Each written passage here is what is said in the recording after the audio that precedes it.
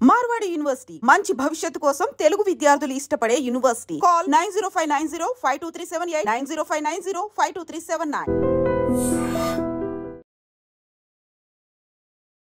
నమస్కారం, welcome to I dream. ధర్మ మార్గం విత్ విజిత కార్యక్రమానికి స్వాగతం.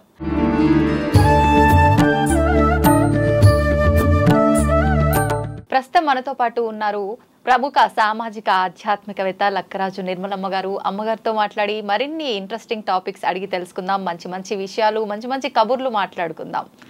అమ్మ నమస్తే. నమస్తే. ఎలా ఉన్నారమ్మా? ఫైన్.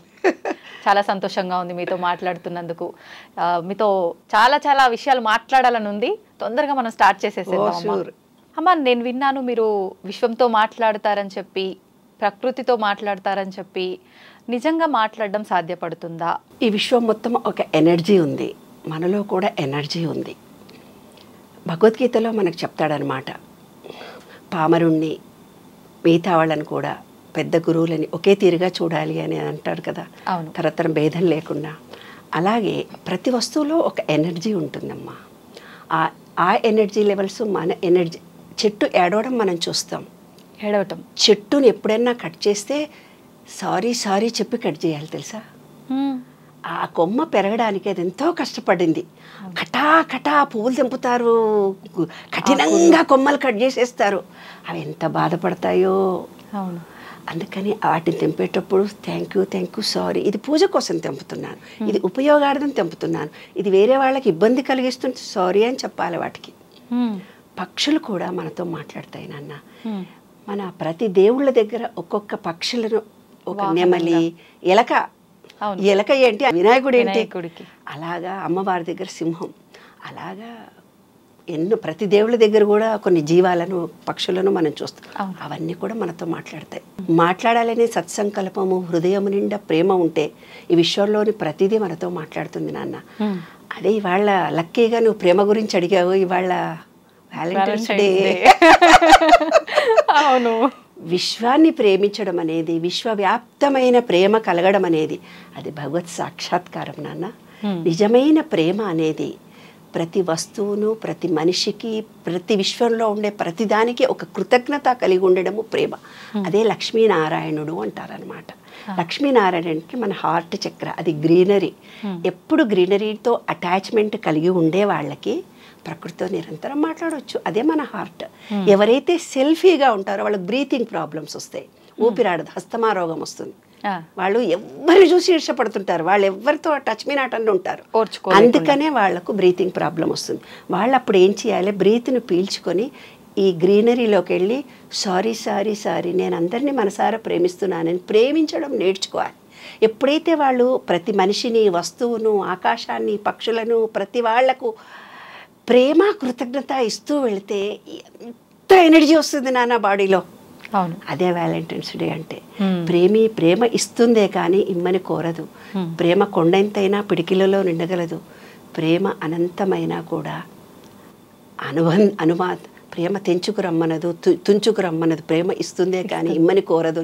కవిత ఏదో రాసి వీడియోలో పెట్టొచ్చాను ఇందాకే. అవునా? ఓకే. అప్లోడ్ చేస్తుంటారమ్మా రెగ్యులర్గా? రెగ్యులర్గా ఉంటాయి. ఏదో ఒకటి. కొన్ని కుక్కలు నా ఫ్రెండ్స్ ఉంటాయి, అవి కూడా మాట్లాడతాయి. కొన్ని నెమళ్ళు మాట్లాడతాయి. ఎలా అర్థమవుతుందమ్మా మీకు? ఉస్మానియా యూనివర్సిటీ వాకింగ్ వెళ్తాను. వాకింగ్ వెళ్ళేటప్పుడు బయట ల్యాండ్స్కేప్ గార్డెన్ బయటనే తిరుగుతాను. ఉస్మానియా యూనివర్సిటీ లోపలికి వెళ్ళి చదువుకుంటారు ఓయూలో. నాకు ఆ పర్మిషన్ మా పెద్దవాళ్ళు నాకు ఇవ్వలేదు, నా అమ్మగుడు, నా పిల్లలు నాకు ఎవరు ఇవ్వలేదు. అందుకని బయట విశ్వంతో రీసెర్చ్ చేస్తూ రోజు వాకింగ్ కూడా వెళ్ళేదాన్ని కాదు. ఇల్లు పిల్లలు అంటూనే ఉండేదాన్ని. లాస్ట్ ఒక 15 yearsకి చిన్న పాప పెద్ద పాప పెళ్ళైన తర్వాత డాడీ ఎక్కడికి వెళ్ళారు మమ్మీ, నువ్వు కూడా ఇంట్లోనే ఉంటే నువ్వు వాకింగ్ చేయి మమ్మీ, నీకు రాను ఫ్రెండ్స్ అయిపోతారని ఒక షూస్ కొనిచ్చింది. నాకు కారు డ్రైవింగ్ 65 ఏళ్ళకు నేర్చుకున్నాను. 55 ఏళ్లకు 60 ఏళ్లకు నేర్చుకున్నాను కారు డ్రైవింగ్. ఎందుకు నేర్చుకున్నానంటే పిల్లలు కారు డ్రైవింగ్ సార్ మేడంకు మాత్రం మేము రాము, అక్కడ పోతా అంటే ఇడ మీటింగ్ అంటే ఆడ పండ్లు అంటే ఇడ కూరలు అంటే కనపడోళ్ళందరితో మాట్లాడుతుంటది, మేము రాము సార్ అని. అరే మహిళా దినోత్సవం రా ఇవాళ గవర్నర్ దగ్గర మీటింగ్ ఉంది నేను మాట్లాడాలంటే లేదు లేదు మా ఆయన నాది ఇంపార్టెంట్ అని ఆయన ఏదో మీటింగ్కి వెళ్ళిపోయి నన్ను పంపించలే. మా కాలనీలో మీటింగ్ మహిళా దినోత్సవం ఆ రోజు జయసుధను చీఫ్ గెస్ట్గా పిలిచారు. అప్పుడు నేను అన్నాను, నేను ఇంత పెద్ద స్త్రీ స్వతంత్రం మాట్లాడుతున్నాను కానీ నేను డ్రైవర్ మీద నా మొగుడి మీద ఆధారపడు వాడు నాకు పర్మిషన్ ఇస్తే కానీ నేను మీటింగ్ వెళ్ళేటట్టుగా లేదు. నేను మీ అందరికీ ప్రామిస్ చేస్తున్నా నేను ఇవాళ నేను డ్రైవింగ్ నేర్చుకుంటాను అని అన్నా. అని ఎవరో డ్రైవింగ్ ఆపుతాను కనిపిస్తే ఏ నాన్న కొంచెం బుర్ర తక్కువైంది 2-3 యాక్సిడెంట్లు కూడా అయినాయి కదా నాకు ఇప్పుడు కొంచెం భయం అవుతుంది బుర్ర కూడా ఏం పని చేస్తలేదు వస్తుంది. అదేంటమ్మా ఇంత తెలివితేటలు నేను ఇంత పెద్ద లీడర్వి నీకు నేను నేర్పిస్తాలే అమ్మా అన్న. వితిన్ 15 డేస్లో నేర్చుకున్నాను నాన్న. నా అంతలో నేనే వెళ్ళి లైసెన్స్ తెచ్చుకున్నాను. ఇప్పుడు మా అమ్మాయి గేర్లెస్ కార్ కొనిచ్చింది. ఆ కార్లో నేను ఓయూ వెళ్తాను రోజు. ఓయూ దాకా ఎర్లీ మార్నింగ్ 5:30కి పిల్లలు ఉండేవాళ్ళు వాళ్ళు భోజనాల టైం 6:30 కల్లా నేను రావాలి కాబట్టి కొంచెం ఎర్లీగా వెళ్ళడం అలవాటు చేసుకున్నాను. అలా వెళ్తున్నప్పుడు రోజంతా ఆ పక్షులతోటి ఆ చిలకలతోటి అన్నిటితోటి కొన్ని కుక్కలు నా వెంటబడి ప్రేమించడం మొదలు. కొందరు ఏమన్నారంటే లేదు మేడం మీరు ఓయూలో 200 ఎకరాల్లో గార్డెన్ చేశారు మీరు లోపలికి రావాలని ఒక 5 ఏళ్ల క్రితం ఎవరో కనపడి చెప్పారు.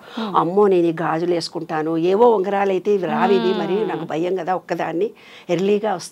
లేదమ్మా నువ్వు రావాలి అని. ఆ రోజు నుంచి అంటే సెక్యూరిటీ ఇటు అటు మధ్యలో 3 సెక్యూరిటీ గార్డ్స్ ఉంటారు. ఎవరిని లోపలికి పోనివ్వరు. అలా 200 ఏదో ఫీజు తీసుకొని లోపలికి పోనిచ్చేవాళ్ళు తర్వాత అంతా ఫ్రీనే. అయితే అక్కడ ఊరి కుక్క నా వెంటబడ్డం మొదలుపెట్టాడు. ఊరి కుక్క వస్తున్నాడు నా వెంట పడుతున్నాడు. వాడు నాకితే వాడికి ఇంజెక్షన్స్ ఇవ్వరు కదా నాకేమైనా జబ్బు చేస్తుందో అని నాకు భయం. 3 రోజులు 4 రోజులు సెక్యూరిటీ తోటి కొట్టిపించిన వాడిని కొట్టిచ్చేసి వద్దు అని వెళ్ళిపోతున్నా. అప్పుడు వాడు నాకంటే ఎక్కువ ఇంటెలిజెంట్. ఆ గేట్ కంటే నేను ఎక్కడ తిరుగుతానో నాకంటే ముందు వచ్చి నిలబడ్డాడు. నేను 5 కిలోమీటర్లు వెళ్తే 5 కిలోమీటర్లు నేను ఇట్లా కాసేపు కూర్చుంటాను మధ్య మధ్యలో ఆకులతో పక్షులతో నెమలతో చిగులకలతో మాట్లాడుతూ వాడు నా పక్కన కూర్చుంటాడు. నేను 2 గంటలకు పైన వస్తాడు సాయంత్రం 4 గంటలకు పైన వస్తాడు రాత్రి 7 గంటలకు పైన వస్తాడు. మరి వాడికి నాకు అనుబంధమే. అప్పుడు మా వాకర్స్ అందరు అన్నారనమాట నేను ఒక్కదాన్ని వెళ్ళలేవని నీ విశ్వంతో చెప్పావు కదమ్మా ఆ రోజు ఈ ఓపెన్ గ్రౌండ్లో అందుకని నీకు తోడు వచ్చాడు అని. మా అమ్మాయిలన్నీ పూర్వకాలం ప్రియుడు మమ్మీ వాడు నిన్ను వదిలేడు.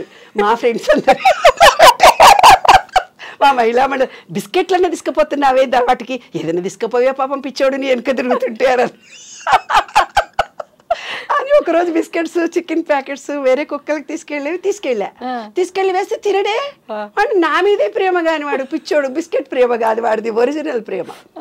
వారం రోజులు నేను వెళ్ళను అనుకోనా నా చుట్టూ తిరిగి కళ్ళ నీళ్ళు పెట్టుకొని ఏడుస్తాడు. 5 కిలోమీటర్లు 6 కిలోమీటర్లు 10 కిలోమీటర్లు తిరిగి నేను కారులో కూర్చున్నాక అక్కడ కూర్చొని ఇలా మొహం పెడతాడు. నా కారు ఎంత దూరం పోతుందో కళ్ళ నీళ్ళు పెట్టుకొని ఇలా చూస్తాడు. అందరు అన్నారు నువ్వు తీసుకెళ్ళవే వాడిని పాపము. నా ఇంట్లో బుడ్డిగాడు ఉన్నాడు వాడు సేమ్ పెట్టు.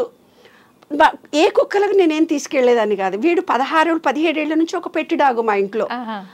ఆ పెట్టి డాగు ఉంటే మళ్ళీ ఆ కుక్కలకి తీసుకెళ్ళి రెండింటిని భరించడం బాబాయ్ మేము ఎక్కడికన్నా పోకుండా ఇప్పటికే బంధంగా ఉన్నాడు ఆడు ఇప్పుడు అనుకోని. కానీ ఈ విశ్వం మనతో మాట్లాడుతుంది నాన్న.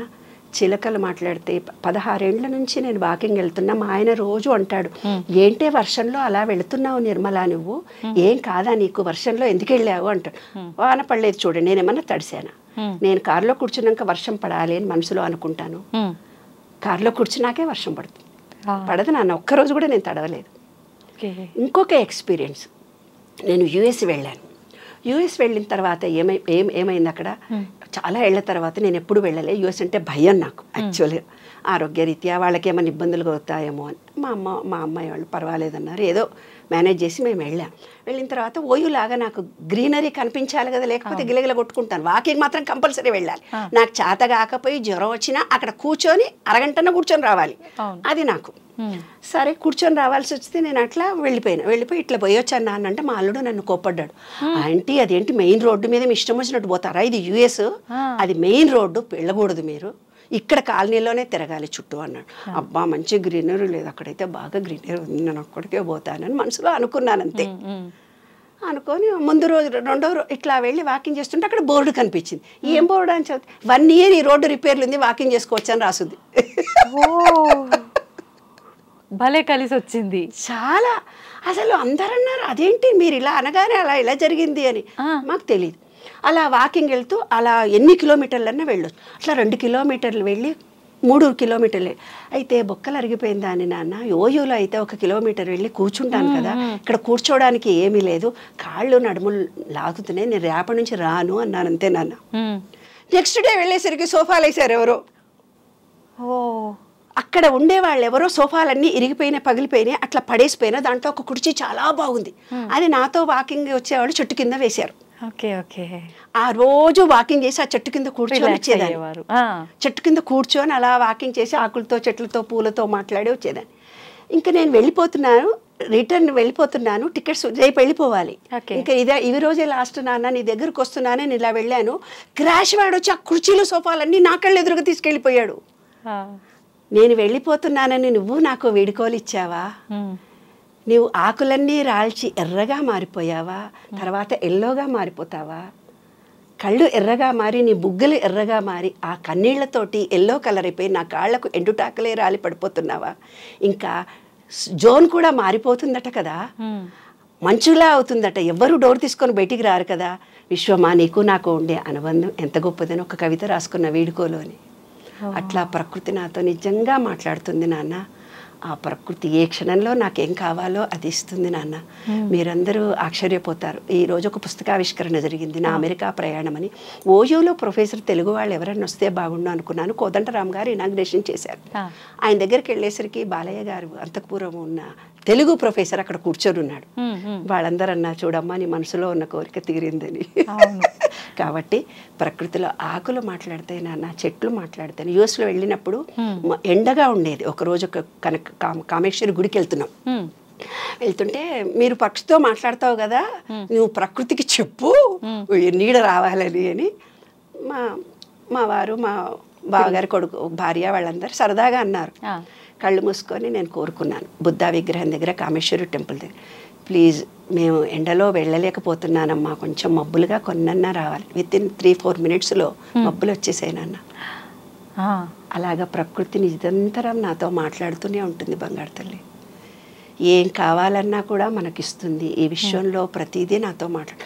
ఎన్నో కుక్కలు ఎంట పడతాయి కానీ ఆ కుక్కగాడు నన్ను వదలడు. కాలభైరవా అని ఇప్పుడు కూడా. అయితే 6 months నేను వెళ్ళిపోయాను కదా నాన్న, ఇప్పుడు చుట్టూ తిరిగాడు, వచ్చి కాస్త ఇట్లనే వెళ్ళిపోతున్నాడు. ఇంకా నేను ధైర్యంగా లోపల తిరగలుగుతున్నానని. అప్పుడంటే 5:30-6కి ఎర్లీ మార్నింగ్ వెళ్ళేదాన్ని. వింటర్లో నేను సూర్యుడు వచ్చిన తర్వాత వెళ్తాను, కొంచెం లేట్ అవర్స్ వెళ్తున్నాను. అక్కడ కనపడి ముద్దు పెట్టుకొని వెళ్ళిపోతాడు అంతే. సెక్యూరిటీ అంటాడు, మీ బాయ్ ఫ్రెండ్ వచ్చాడమ్మా, నిన్ను ముద్దు పెట్టుకున్నాడమ్మా. మా పిల్లలు చెప్పారు నా ప్రియుడని. నేనేమో కాలభైరవా అని మనసారా పిలుచుకుంటా. అమ్మ, ఇప్పుడు ఇదంతా మీరు విశ్వం పైన రీసెర్చ్ చేయడము, మీరు నిజంగా అన్నిట్లో ప్రాణం ఉంది మొక్కల్లో ప్రతి ఒక్క దాంట్లో అని చెప్పి మీరు నమ్మి వాటితో మీరు ముచ్చటించడానికి ఇష్టపడి ఆ ఆహ్లాదాన్ని అనుభూతి చెందారు కాబట్టి మీకు అనిపిస్తున్నాయా ఈ వండర్స్ అన్ని? లేదు ప్రతి ఒక్కరికి ఆ ఫీలింగ్ కలుగుతుందంటారా? ఒక్కళ్ళకి చేయొచ్చు. అలా నాలాగా ఒక 10% ఈ పబ్లిక్లో కూడా చాలామంది ఉంటారు నాన్న. ఎందుకంటే హృదయం అనే దాంట్లో ఒక కృతజ్ఞతా భావం ఎవరికైతే ఉంటుందో, అందరినీ సమాన దృష్టితో ప్రేమించగలిగే మనస్తత్వం మనలో ఉంటుందో, ప్రతి ఒక్కటి 6th సైన్స్ అంటారు దాన్ని. 6th సైన్స్ అంటే ఏంటంటే జరగబోయేవి తెలుస్తాయి. లేదు నీకు కొంతమంది కర్మానుగ్రహం వల్ల ఏమవుతుందంటే కొంత పూర్వజన్మ జ్ఞానమే నాకు కావాలి అని అనుకుంటారు. వాళ్ళకు పూర్వజన్మ జ్ఞానం తెలుస్తుంది. లేదు నాకు ఫ్యూచర్ ఎలా ఉంటుందో నాకు తెలియాలని వాళ్ళు ఏకాగ్రత పెట్టి ఆలోచించినట్టయితే వాళ్ళు అది కూడా వాళ్ళు చూడగలరు. 6th సైన్స్ అంటారు దాన్ని. కాబట్టి అందరితో మనం మాట్లాడవచ్చు. ఇప్పుడు నా దగ్గరికి 45 ఏళ్ళ అనుభవం నాన్న.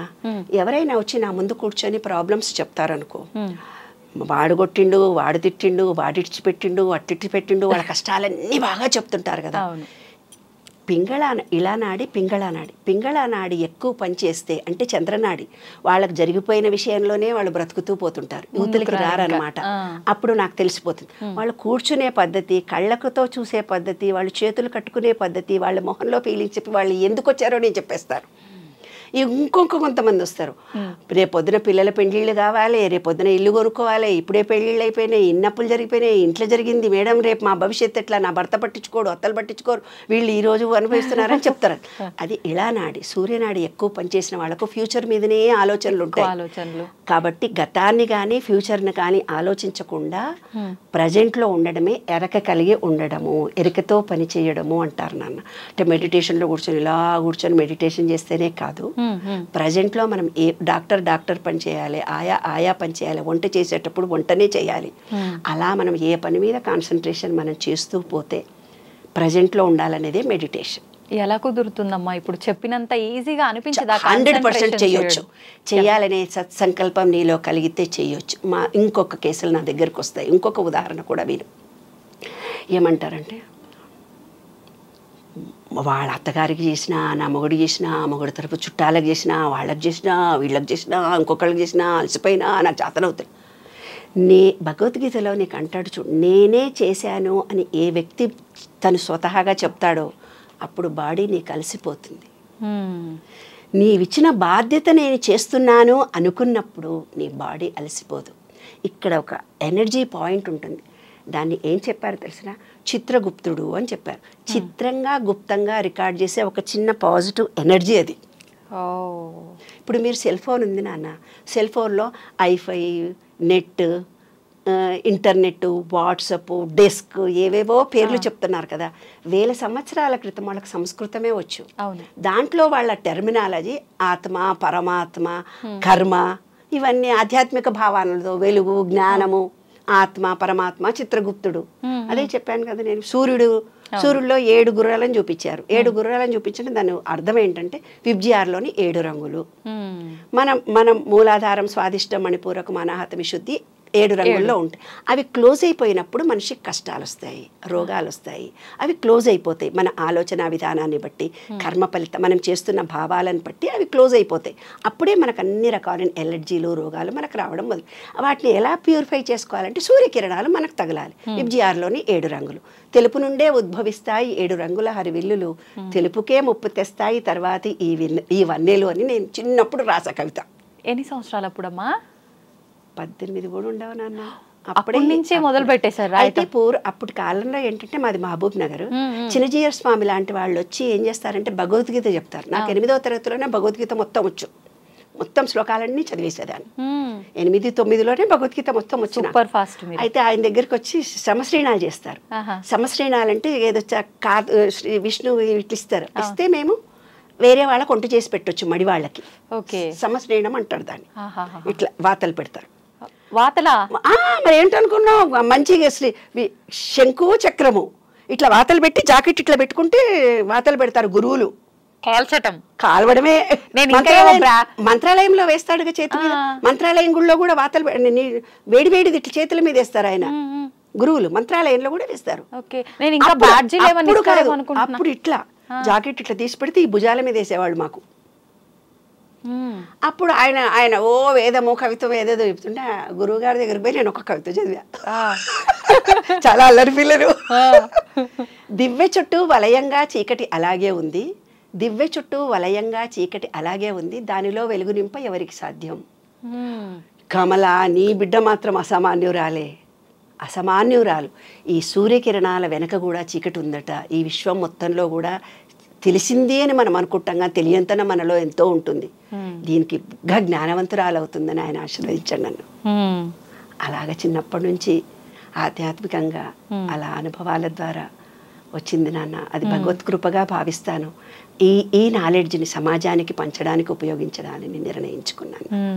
అందరు నాకు ఇప్పుడు ఫోన్లు చేస్తారు, ఈ ట్యూబ్ చూసినాం, ఆ ట్యూబ్ చూసామమ్మ, మాకు ఈ రోగం ఉంది, మేము మీ అపాయింట్మెంట్. నాకు అపాయింట్మెంట్లు, డాక్టర్లు, ఇంకోటి లేదే బాబు, నాకేం పిఏలు లేరు, ఏం లేరు, ఫ్రీ సర్వీస్. నేను ఫ్రీ సర్వీస్ చేస్తాను, అంతేగాని ఎప్పుడు డబ్బు సంపాదించాలని ధోరణితో నేను చేయలేదమ్మా. అందరికీ ఏదో నాకు తోచిన సలహాలు, సంప్రదింపులు చేస్తూ ఉంటాను, అంతే తప్ప ఒక పిఎన్ పెట్టుకొని ఫ్యామిలీ కౌన్సిలింగ్ చేస్తే డబ్బులు తీసుకోవడం నాకు తెలియదు కూడా. అందరిని మనసారా ప్రేమిస్తానన్న. ఎంతటి కష్టాలు ఉన్న వాళ్ళని కూడా ఈ 45 ఏళ్ల నుంచి అందరి ప్రాబ్లమ్స్ సాల్వ్ చేయగలిగే శక్తిని భగవంతుడు ఇచ్చాడు. సంతోషం అమ్మ, చాలా సంతోషంగా ఉంది నాకు మీతో మాట్లాడుతుంటే. అయితే ఇప్పుడు మీరు అదంతా చెప్పిన తర్వాత ఈ మధ్య కాలంలో కొంతమంది భగవంతుడితో మాట్లాడుతున్నామని, భగవంతుడు మాకు కనిపిస్తున్నాడని చెప్తున్నారు. నిజంగా భగవంతుడిని కూడా చూడడం సాధ్యపడుతుందా? ఆయనతో మాట్లాడడం సాధ్యపడుతుందా? 100%. ఎలా అంటే విను, దేవుడు అనే ఒక రూపాన్ని మన పెద్దలు మనకు ఇచ్చారు. అది ఉట్టుట్టిగా వాళ్ళు ఇవ్వలేదు.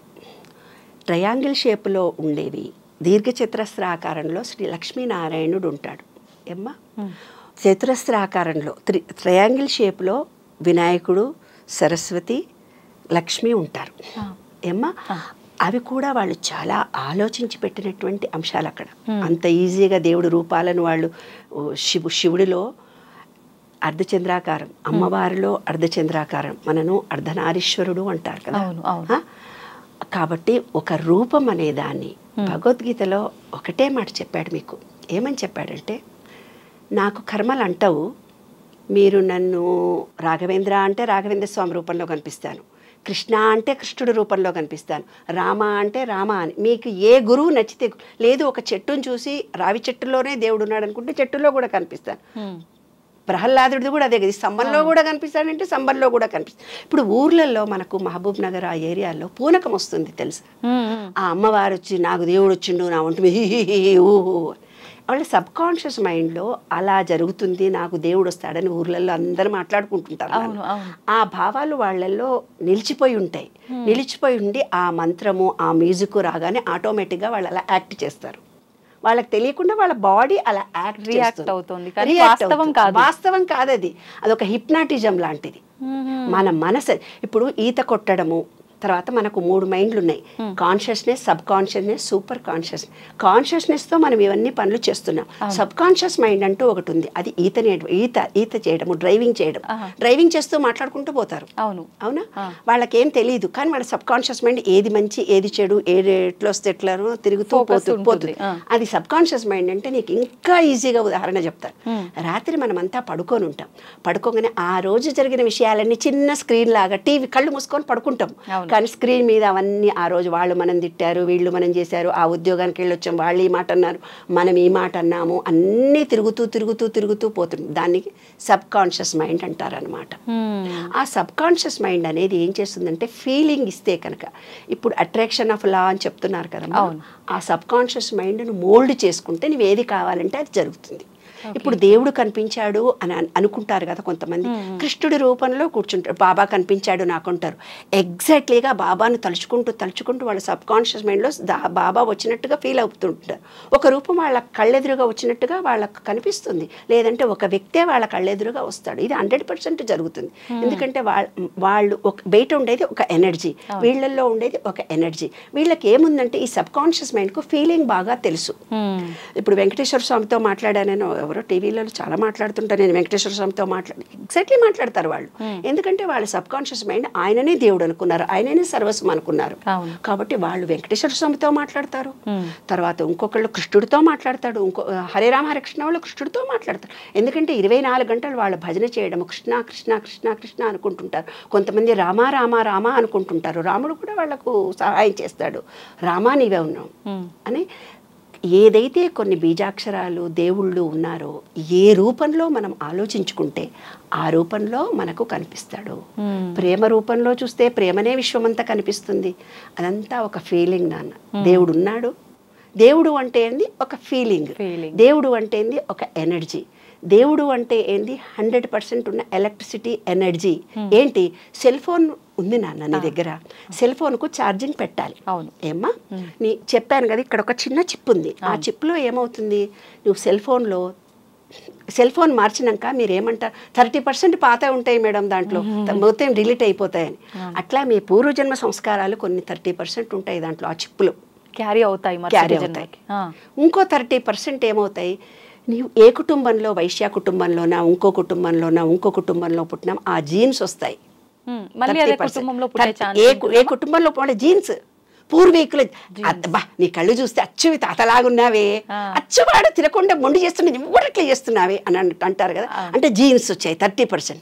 ఇంకో 30% మనం పెరిగిన ఎన్విరాన్మెంట్లో ఏర్పరిచిన మూఢనమ్మకాలు, విశ్వాసాలు, మనం పెంచిన పెద్దలు కింద పడతావే మీద పడతావే ఆడ దయ్యం ఉందే ఇలా పెంచినప్పుడు కొన్ని భయాలను ఏర్పాటు చేస్తారు. వాళ్ళే జీవితంలో ఓడిపోతూ ఉంటారు. కాబట్టి మనం పెరిగిన వాతావరణాన్ని బట్టి అదే ఒక విషయంలో నువ్వు ఎలా రియాక్ట్ అయ్యావంటే ఈ 3 నీ మీద ఆధారపడి ఉంటుంది. అయితే ఈ సెల్ ఫోన్ డిలీట్ అవుతుందని నేను చెప్తున్నాను. ఎట్లా ఛార్జింగ్ చేసుకోవాలని అంటున్నాను.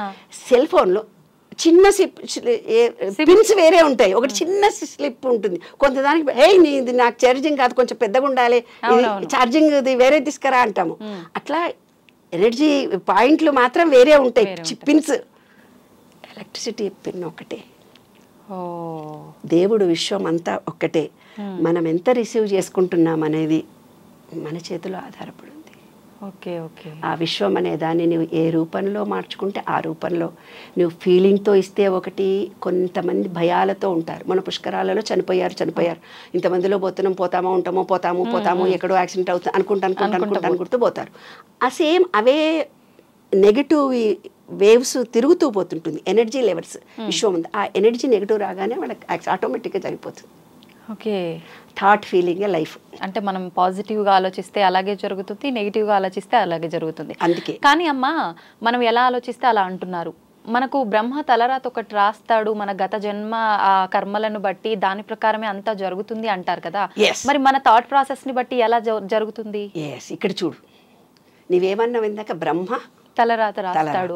అదే మన పెద్దవాళ్ళు అన్నీ చెప్పి, నేనేం కొత్తగా మాట్లాడట్లేదే బాబు. 30% కాదు, బ్రహ్మ అని అన్నావు. అవును. మన పెద్దలు ఏం చేశారంటే బ్రహ్మీ ముహూర్తంలో నీ తలరాత రాసుకో అన్నారు. బ్రహ్మ ముహూర్తంలో ఫస్ట్ థాట్ ఏది ఆలోచిస్తావు అదే నీ లైఫ్. బ్రహ్మ ముహూర్తంలో ఏర్పడినటువంటి ఆలోచననే ఆ రోజు నీ జీవితం. అంటే ముందుగా రాయబడింది ఏమీ లేదు, ఏ రోజు ముందుగా రాయబడినవి ఏంటి? నమ్మకాలు, విశ్వాసాలు నీతో వచ్చాయి. అబ్బా బయటంతా నా మూడు బాగానే తిరుగుతాడు, నా మొహం చూసేవారు గయ్యమంటాడు వీడు అంటామా అనవా? అంటాం. ప్రతి మనిషి నాతో మా అత్త కూడా అంతే, అందరితో బాగానే ఉంటుంది, నా మొహం చూసేవరకు ఇట్లా ఉంటుంది. ఎందుకబ్బా అంత అందరితో బాగానే ఉంటాడు ఈయన అంటే వాడికి ముందే పెళ్ళి అవుతున్నప్పటి నుంచే మగోడికి చెప్తారు, ఏ పెళ్ళ మాట వినకరా, అది ఎట్లా అంటుందిరా. ఆయన ఏం చేస్తాడు, భయపడుతూ మన దగ్గరకు వస్తాడు, తిడుతుందో ఏమో అని. మనం చెప్పిన మాట వినకూడదని ముందుగా తయారై ఉంటాడు. ఆయన భావాలు అవి. మన మొహం చూడంగానే మాట్లాడాడు, వినిపించుకోనట్టు నటిస్తాడు. చూసావా గట్టిగా అరిచిండు, మొహం చెప్పిన మాట 4 సార్లు కూడా వినడినా అంటే తను ఏర్పరచుకున్న భావాలతో అలా ప్రవర్తిస్తాడు. ఫీలింగ్, మనం ఏం ఫీలింగ్ ఇస్తామో అదే వాళ్ళు రియాక్ట్ అవుతారనమాట. జస్ట్ ఇంకొక ఉదాహరణ చెప్తాను, నీ తలరాత ఎలా రాసుకుంటున్నావని. బ్రహ్మ రాత అని చెప్తా. బ్రహ్మరాత అంటే నీ సబ్ కాన్షియస్ మైండ్కు ఫీలింగ్తో ఇస్తే అది జరుగుతుంది. Attraction of law. ఇప్పుడు వీళ్ళు ఏమవుతుంది, ఇప్పుడు ఒక అమ్మాయి పని మనిషి వస్తుంది మన ఇంటికి. పని మనిషి వచ్చి మామూలుగా మంచిగా పని చేయాలనుకుంటుంది. నువ్వు SMS ఏం చేసావా ఆమెకి? ఆమె వస్తుంటే ఆ దొంగ మున్నది వస్తుంది, నటించిపోతుంది అంతే, నాకు తెలియదు. ఇక్కడ వచ్చి ఇప్పుడు అక్కడ వచ్చి వేస్తుంది, ఓ 10 ఇంట్లో చేస్తుంది, దానికి కూడా ఒప్పుకుంటుందా ఏమన్నానా? ఏదో చేస్తుంది పోతుంది అను. అది నిజంగా మంచిగా చేయాలనుకున్న అమ్మాయి చేయకుండా పోతుంది. ఇప్పుడు చెప్పు, బ్రహ్మ నువ్వు ముహూర్తం ఆయన రాసిండే, నువ్వు రాసుకున్నావా? ఉంది. కాబట్టి చాలా సందర్భాల్లో చాలా విషయాలు మన చేతుల్లోనే ఉంటాయి నాన్న. మనలో ఉండే positive energy, positive thinking, positive ఫీలింగ్స్తో మనం పెరిగిన వాతావరణాన్ని బట్టి, మనం చదువుకున్న జ్ఞానాన్ని బట్టి ఎప్పుడు పాజిటివ్ మాట్లాడే వాళ్ళకి అన్నీ మంచి జరుగుతాయి నాన్న. నీ ఆలోచననే నీ జీవితం. బ్రహ్మరాయుడు నీ తలరాత నువ్వే రాసుకుంటావు. ఓకే అమ్మ, ఇప్పుడు బ్రాహ్మీ ముహూర్తంలో నువ్వు ఏదైతే జరుగుతోంది కొనసాగుతోంది అన్నారు, ఎందుకు అంత పవర్ ఆ బ్రాహ్మీ ముహూర్తానికి? నీవు ఈ సబ్ కాన్షియస్ మైండ్, నేను చెప్పాను పడుకునే ముందు అదంతా రికార్డ్ చేసుకొని వెళ్ళిపోయింది. అయితే పూర్వీకులు ఏం చెప్పారంటే రాత్రిపూట ఈ విశ్వానికి అదంతా రికార్డు వెళ్ళిపోతుంది, అది రికార్డ్ చేసుకుంటుంది అని అన్నారు. అలా రికార్డ్ అయిపోయిన తర్వాత అది డీప్ స్లీప్లోకి వెళ్ళిపోతాం. అంటే నీ సబ్ కాన్షియస్ మైండ్ నిద్రపోతుంది, రెస్ట్ తీసుకుంటుంది. ఆ ఎర్లీ మార్నింగ్ అవర్స్లో ఆల్ఫా మన బాడీలో ఉండే ఎనర్జీ లెవెల్స్ హై పిచ్లో ఉంటాయి. నువ్వు ఏ థాట్ చేస్తే, అందుకే తెల్లవారుదాం లేచి చదువురా బాబు అంటారు. అవును, ఆ చదివిన జ్ఞానం ఖచ్చితంగా ఉంటుంది అని అంటారు.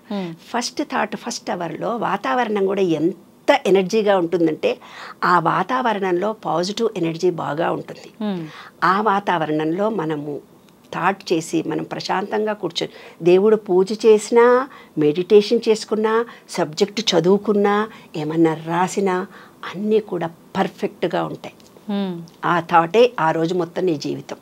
ఓకే, ఇప్పుడు పూజ అన్నారు, ఆ సమయంలో పూజ అని చెప్పన్నారు. నిజంగా ఆ సమయంలో పూజ చేస్తేనే ఎక్కువగా ఫలితం ఉంటుందా, లేదు మనం నార్మల్గా ఎప్పుడు వీలైతే అప్పుడు చేస్తే కూడా ఫలితం ఉంటుందా?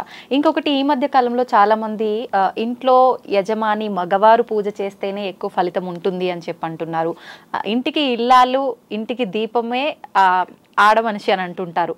అయితే మరి తను చేస్తే ఎందుకు ఉండదు ఆ ఫలితం? నాన్న, ఇది స్త్రీనా పురుషుడా అంటూ ఏమీ ఉండవు నాన్న. భార్యాభర్తలు ఇద్దరు భార్యాభర్తలు ఉన్నారనుకో నాన్న, భర్త నుంచి భార్యకు, భార్య నుంచి భర్తకు ఏమైనా జబ్బులు రావడం నువ్వు విన్నావా? ఏ సైన్స్లోనన్నా ఉందా? భార్యాభర్తలు కదా, హృదయాలు వేరైపోయినా ఒక్కటే శరీరం అనుకుంటున్నామే. పక్కింటికి పోయి వాళ్ళ ఎలర్జీ ఈమెకు వచ్చి దగ్గు జలుబు వచ్చింది, వాళ్ళదేదో రోగం ఈమెకు వచ్చింది అని ఎన్నో అంటాం మనం పిల్లలకి. భార్యాభర్తలు ఇద్దరిది ఒకళ్ళది ఒకళ్ళకి ఎందుకు రాదు నాన్న? రాదుగా. రాదు. ఎందుకనమ్మా? అదే అంటే ఈయన జీవితం ఈయనదే, ఆమె జీవితం ఆమెదే. పూర్వీకులు మనకేం చెప్పారంటే అర్ధనారీశ్వరుడు అని శివుడికి చెప్పాడు. అంటే ఇటంతా కూడా శివుడు ఉంటాడు, ఇటంతా కూడా అమ్మవారు ఉంటుంది, మనకు కూడా ఉంటుంది అర్ధనారీశ్వర తత్వం. ఇదంతా పురుషతత్వం ఉంటుంది, ఇక్కడంతా స్త్రీతత్వం ఉంటుంది. పురుషుడికి కూడా అలాగే ఉంటుంది. ఆయన కూడా పురుషతత్వం స్త్రీతత్వం. ఈ విశ్వ నియమాల్లో అదొక రహస్యం ఏంటంటే ప్రతి మనిషి ఈ విశ్వం మొత్తంలో స్త్రీ లక్షణాలు పురుష లక్షణాలు రెండు ఉంటాయి. పురుషుడికి పురుష లక్షణాలు ఎక్కువ ఉంటే స్త్రీ లక్షణాలు తక్కువ ఉంటాయి. కొంతమంది పురుషులకి స్త్రీ లక్షణాలు ఎక్కువ ఉంటే ఆడపిల్లలాగా ఏడుస్తున్నావేనరా, అంత ఆడపిల్లలాగా చూసి భయపడుతున్నావే అంటే స్త్రీ లక్షణాలు అబ్బాయికి పుట్టుకతోటి ఎక్కువ ఉన్నాయి. అదే మగపిల్లగాడిలాగా చేస్తున్నావేమే, మగరాయిలాగా వెళ్తున్నావు, అదేమి ఆడపిల్లలాగా ఇట్లా ఉండాలి. ఏదో పిచ్చి పిచ్చి మాటలు మాట్లాడతారు మన పెద్దవాళ్ళందరూ. పిచ్చి పిచ్చి మాటలే ఇవి, పిచ్చి మాటలు అంటారా? అంతే కదా నాన్న, తప్పు కదా. ఆడపిల్లగా ఉండు, అణిగిమణిగి ఉండు, మొగరాయిలాగా నడవకు, ఇలాంటి చిన్న చిన్న ఇవన్నీ పిచ్చి మాటలే. అంటే అప్పటి కాలంలో అలా ఉంది కాబట్టి అవే మాటలు మనకొచ్చే, మనం మన తర్వాత తరాన్ని కూడా అందిస్తున్నాం. కాబట్టి అలా అందించడము అంటే ఏంటంటే స్త్రీ పురుష లక్షణాలు రెండూ ఉంటాయి. స్త్రీనే, పురుషుడు పురుషుడే. ఆయన పుణ్యం నీకు, నీ పుణ్యం ఆయనకు రాదు. కానీ పురుషుడు అనే దానికి ఆయన చేసినటువంటి పుణ్యం, పూజ చేయకపోయినా, ఆయన చేయకపోయినా, నీవు చేయకపోయినా, ఎవరింట్లో దీపం పెట్టినా జరుగుతుంది, మంచిగా జరుగుతుంది.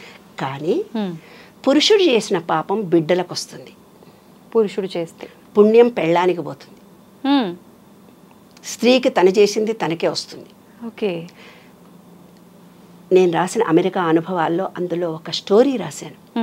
నాకు అమెరికాలో ఒక కేసు నా దగ్గరకు వచ్చింది. ఏమని వచ్చింది తెలుసా నాన్న? అమ్మ, నేను అపురూపంగా పెంచాను నా కూతురిని, ఆడపిల్లలు కావాలి కావాలి అనుకున్నా, చేతుల్లో పెట్టి పెంచుకున్నాను. అది ఏది కావాలంటే అన్ని కోరికలు తీర్చాను. నాకు నా బిడ్డంటే అపురూపం అపురూపం అపురూపం.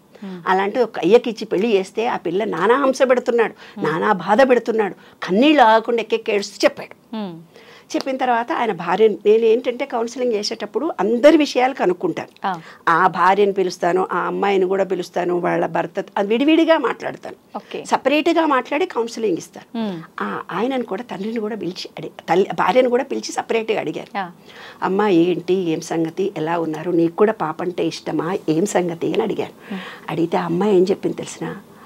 అమ్మ, మా నాన్న కూడా నన్ను అపురూపంగా పెంచాడు, కానీ పెళ్ళైనప్పటి నుంచి నా కట్నం డబ్బులు తీసుకురాపో, మా అమ్మలాగా నీవు వంట చేయవు, మా అమ్మలాగా నీవు ఇట్లా తిరగవు, మా అమ్మ ఇట్లా యాక్టివ్గా చేస్తే చూడు, మా చెల్లెలు చూడు అంత దూరం పోయి నడిచొచ్చింది అని ప్రతిదానికి కంపేర్ చేసేవాళ్ళు.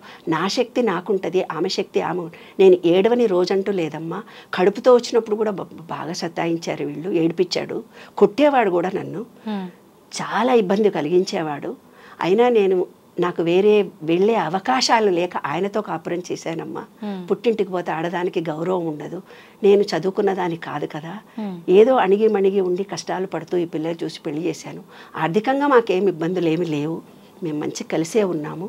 ఇంకా ఆయన నన్ను కొట్టినా తిట్టినా ప్రేమగా చూసుకున్నాడు. కొంచెం బిడ్డలు పుట్టినప్పటి నుంచి ఆయనలో పరివర్తన కలిగింది అని. అప్పుడు ఆ అబ్బాయిని పిలిచి నేను చెప్పాను అనమాట. ఆ ఇద్దరు జంటలు ఇద్దరిని కూర్చుని పెట్టాను. తండ్రి ఎలా ప్రవర్తించాడో కూతురుకి ఆ కష్టం వస్తే వీడు ఆ బాధ తెలుస్తుంది. అవును. కాబట్టి నీ భార్యను నువ్వు ఎంత హెరాస్ చేశావో ఆ బాధ అంతా ఇప్పుడు పడి ఏడుస్తున్నావు 5 ఏళ్ల నుంచి.